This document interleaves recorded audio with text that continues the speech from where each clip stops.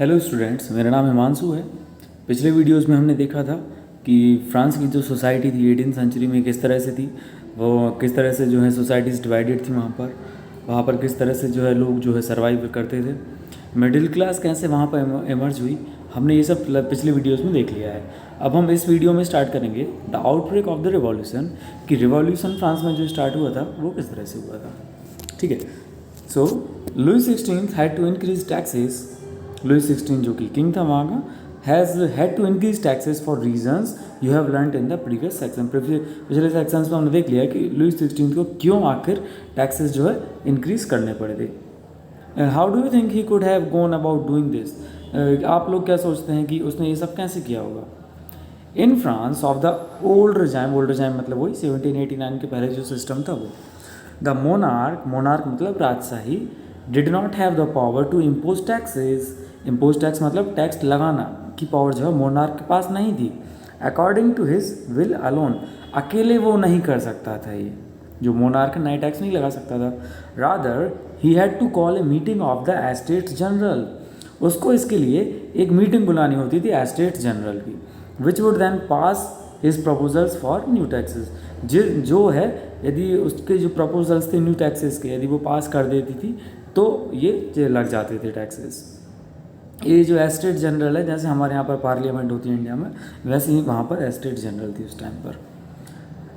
The estate general was a political body to which the 3 estates sent their representatives. एक ये political body थी जिसमें जो 3 estates होती थी अपने अपने रिप्रेजेंटेटिव्स को भेजती थी।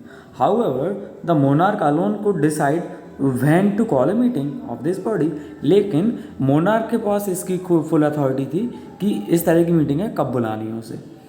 The last time it was done in 1640, मतलब लास्ट टाइम जो है जो एस्टेट जनरल उसकी जो मीटिंग है बहुत पहले बुलाई गई थी 1614 में, बहुत ही पहले।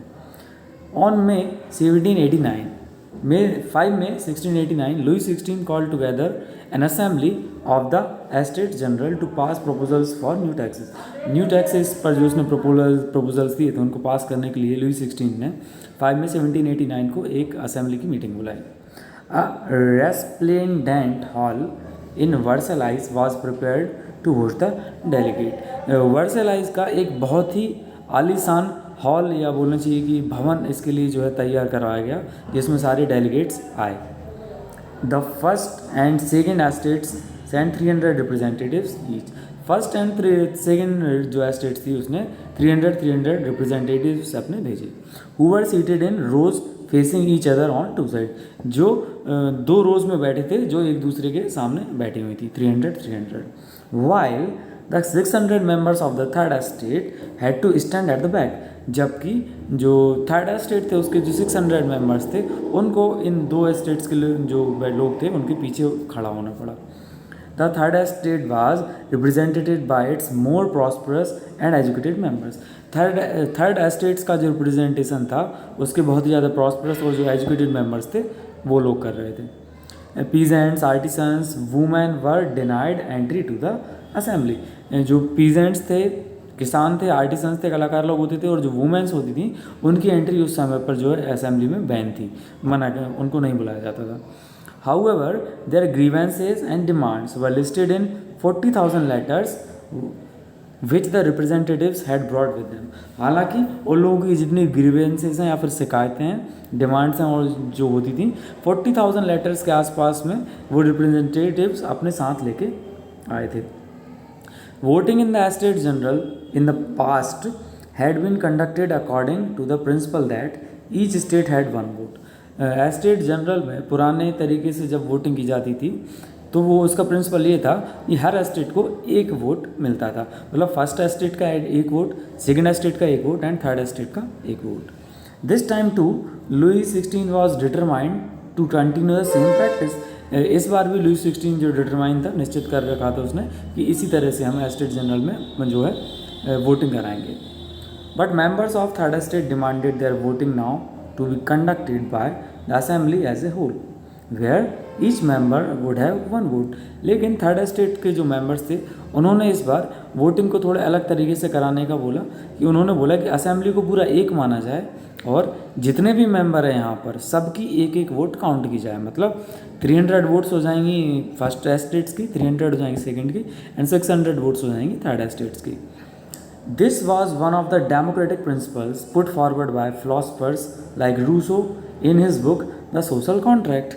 अच्छा, ये जो एक डेमोक्रेटिक प्रिंसिपल था, एक लोकतांत्रिक सिद्धांत था जिसको द रूसो के जैसे जो फिलोसफर्स थे उन्होंने अपनी बुक द सोशल कॉन्ट्रैक्ट में भी इसके बारे में लिखा था। When the king rejected this proposal, members of third estate walked out of the assembly in protest। जब किंग ने उनके इस प्रपोजल को रिजेक्ट कर दिया, मतलब मना कर दिया, तो थर्ड एस्टेट के लोगों ने वॉकआउट कर दिया असेंबली से प्रोटेस्ट में। वॉकआउट कर देना मतलब कि असेंबली से बाहर चले जाना अपना विरोध दिखाने के लिए। The representatives of the third estates, जितने भी रिप्रेजेंटेटिव्स थे, प्रतिनिधि थे थर्ड एस्टेट्स के, viewed themselves a spokesman for the whole French nation. ये लोग खुद को पूरी फ्रेंच नेशन का एक स्पोक्समैन मानते थे, मतलब कि प्रतिनिधित्व कर रहे हैं जैसे ये लोग पूरे फ्रांस का, क्योंकि पॉपुलेशन भी सबसे ज़्यादा इन्हीं लोगों की थी। On 20 June they assembled in hall of indoor tennis court. ये बहुत इंपॉर्टेंट, इंडोर टेनिस कोर्ट का जो हॉल था वहाँ पर वर्सेलाइज में, वहाँ पर इन लोगों ने एक मीटिंग की, सब लोग इकट्ठे हुए। They declared themselves a national assembly. इन लोगों ने खुद को एक नेशनल असेंबली डिक्लेयर कर दिया। swore not to disperse till they had drafted a constitution for France that would limit the powers of the monarch। इन सब लोगों ने कसम खाई, मतलब कि swore मतलब कसम ली, नॉट टू डिस्पर्स कि ये डिस्पर्स नहीं होंगे, मतलब तब तक अलग अलग नहीं होंगे जब तक कि एक कॉन्स्टिट्यूशन को ड्राफ्ट ना कर दें, जब तक एक कॉन्स्टिट्यूशन ना बना लें जो फ्रांस का जो मोनार्क है, राजा है, उसकी पावर्स को लिमिट नहीं कर देता। और इन लोगों को जो लीडर्स थे वो थे मीराबियू, आबे सीए। ये दो बहुत फेमस लीडर थे इन लोगों के। जो मीराबियू थे was born in a noble, ये एक नोबल फैमिली में पैदा हुए थे, but was convinced of the need to do away with a society of feudal privilege. लेकिन वो जो है इस नीड के बहुत साथ थे कि किसी भी तरह से फ्यूडल प्रिविलेज वाली जो सोसाइटी है इसको समाप्त किया जाए। He brought out a journal and delivered powerful speeches to the crowds assembled at Versailles. वो अपने साथ एक जर्नल लाए थे, पत्रिका लाए थे, और उसमें जो लिखा था, उसमें जो इन लोगों ने लिखा था इन्होंने, उसकी एक बहुत ही पावरफुल स्पीच उन्होंने उस समय जो असेंबल हुई थी वर्सेलाइज में, उन सब के सामने एक बहुत पावरफुल स्पीच दी इन्होंने। ये देख रहे हैं, ये जो पिक दिख रही है आपको, एक पर्सन खड़ा हुआ है, स्पीच दे रहा है, और ये बहुत सारे लोग खड़े हैं। दरअसल ये वही टेनिस कोर्ट की एक इमेज है जो एक जैकस लुइस डेविड, यहाँ पर नीचे नाम भी लिखा है, जैकस लुइस डेविड नाम के पेंटर ने ये बनाई थी ये पेंटिंग। अब हम देखेंगे आबेसिए, ओरिजिनली ये प्रीस्ट, आबेसिए जो था एक प्रीस्ट था मतलब कि बोलना चाहिए चर्च का पादरी था। Wrote an influential pamphlet called what is the third estate. तो आबेसिए ने एक बहुत ही इन्फ्लुएंशियल मतलब प्रभावकारी एक पैम्फलेट बनाया जिसमें लिखा था कि थर्ड एस्टेट क्या है, what is third estate. While the national assembly was busy at Versailles drafting a constitution. जब नेशनल असेंबली के लोग वर्सेलाइज में इकट्ठे होकर कॉन्स्टिट्यूशन तैयार कर रहे थे जिस time, rest of France seethed with turmoil. तो पूरा जो फ्रांस था उस समय पर, उसमें मतलब जो अफरा तफरी मची हुई थी, जहाँ तहाँ जो है वॉयलेंस हो रहा था, मतलब कि दंगे फसाद हो रहे थे। A severe winter had meant a bad harvest. एक मतलब विंटर बहुत ज़्यादा हो जाने के कारण वहाँ की जो है हार्वेस्ट भी बहुत ज़्यादा ख़राब हुई थी, मतलब फसलें ख़राब हो गई थी। The price of bread rose, bread के जो प्राइजेस थे, जैसे कि हमने बात की ब्रेड मतलब डबल रोटी वहाँ की, उसके प्राइस बहुत बढ़ गए थे। Often bakers exploited the situation and avoided supplies. कई बार जो बेकर्स लोग होते थे, जो बेकरी के मालिक होते थे, वो इस कंडीशन का फ़ायदा उठाने के लिए इन चीज़ों की जो है होर्ड करने लगते, मतलब इकट्ठा करने लगते थे, जमाखोरी करने लगते थे। After spending hours in a long queue at bakery, बहुत समय तक जो है बेकरी में लाइन लगाने के बाद, crowds of angry women stormed into the shops. तो बहुत देर तक महिलाएं खड़ी नहीं, फिर भी उनको जब नहीं मिले ब्रेड तो गुस्साई महिलाओं ने वो जो शॉप थी उस पर अटैक कर दिया। At the same time the king ordered troops to move into Paris. और उसी समय किंग ने अपने ट्रूप्स को पेरिस में एंट्री करने के लिए बोला था, मे बी कंडीशन वहाँ की संभालने के लिए। On 14 July the agitated crowd, जो गुस्साई भीड़ थी उसने 14 जुलाई को stormed and destroy the Bastille, Bastille पे अटैक कर दिया और उसको बर्बाद कर दिया 14 जुलाई को, और इसी को हम बोलते हैं the starting of French revolution. In the countryside rumours spread from village to village, countryside मतलब कि देश के दूसरे हिस्सों में, देहाती हिस्सों में, गांव वाले हिस्सों में, village to village that the lords of manor, मतलब एक रमर्स फैल गई, एक अफवाह ऐसी फैल गई कि जितने भी लॉर्ड्स हैं मैनर हैड हायर्ड, मतलब कि जो जागीर, मैनर मतलब जो जागीर होती थी, जब बहुत ज़्यादा ज़मीन होती थी जिन लोगों के पास, उन लोगों ने कुछ बैंड्स ऑफ ब्रिगेंड्स को हायर किया है, मतलब जो बैंड्स ऑफ ब्रिगेंड्स मतलब कुछ गुंडे मवालियों को इन लोगों ने हायर किया है, डकैतों को, who were on their way to destroy ripe crops, जो लोग रास्ते में ही हैं, जो किसानों, जो फार्मर्स हैं, उन लोगों की जो फसलें पक गई हैं उनको बर्बाद करने के लिए आ रहे हैं। Caught in a frenzy of fear, तो लोग काफ़ी ज़्यादा डरे हुए थे।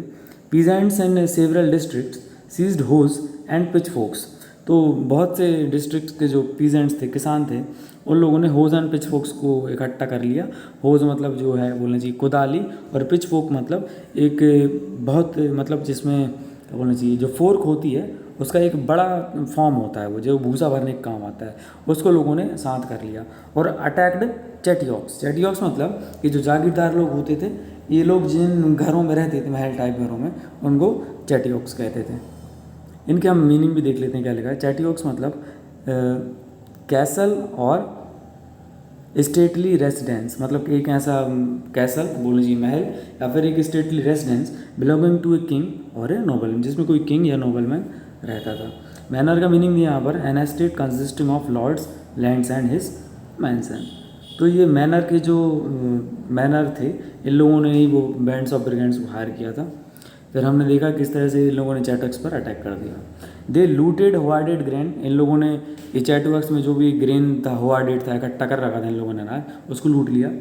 Burn down documents containing records of manorial dues, और उन लोगों ने उन सारे डॉक्यूमेंट्स को आग लगा दी जिसमें मैनोरियल ड्यूज लिखे थे, मतलब कि जो इन लोग, जो किसानों को, इन लोगों को जो ड्यूज देने थे। मैनोरियल ड्यूज मतलब कि जो सेकंड स्टेट या फर्स्ट स्टेट के लोगों को, जो इन लोगों को ड्यूज देने थे, वो सब जला दिए इन लोगों ने। A large number of nobles fled from their homes, बहुत सारे नोबल जो अपने घरों से भाग गए।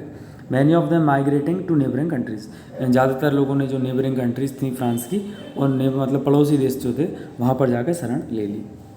Faced with the power of his revolting subjects, जैसे ही लुई 16 ने जैसे ही अपनी जो आम जनता की रिवॉल्टिंग की पावर देखी, क्रांति की जो है मतलब देखा कि क्रांति बहुत ज़्यादा हो गई है, so finally accorded recognition to the national assembly, तो उसने नेशनल असेंबली को जो रिकॉग्निशन दे दी, मतलब उसको मान्यता दे दी।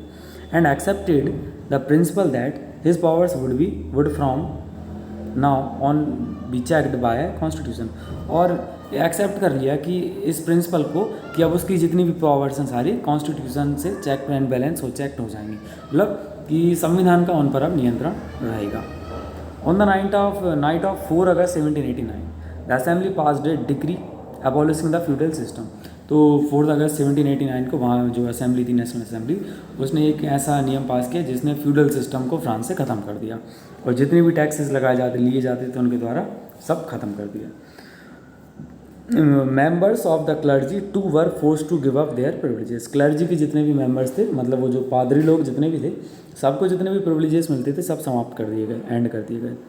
टिथेज वर अबॉलिश्ड, जो टिथेज जो एक धार्मिक कर लगता था, चर्च लेते थे, उसको एबॉलिश कर दिया, मतलब समाप्त कर दिया। Lands owned by church were confiscated, church के अंडर में जितनी भी ज़मीनें थी सबको जो है सरकार ने अपने कब्जे में ले लिया। As a result the government acquired assets worth at least 2 billion livres, तो इन सब को कुल मिलाकर गवर्नमेंट के पास 2 लीवर के आसपास की करेंसी आ गई थी। मतलब हम देखते हैं कि जब फ्रांस में गवर्नमेंट चेंज हुई थी तो क्या क्या चेंजेस हुए वहाँ पर। नेक्स्ट वीडियो में अब हम देखेंगे कि जो फ्रांस जो है किस तरह से कॉन्स्टिट्यूशनल मोनार्की तैयार हुआ।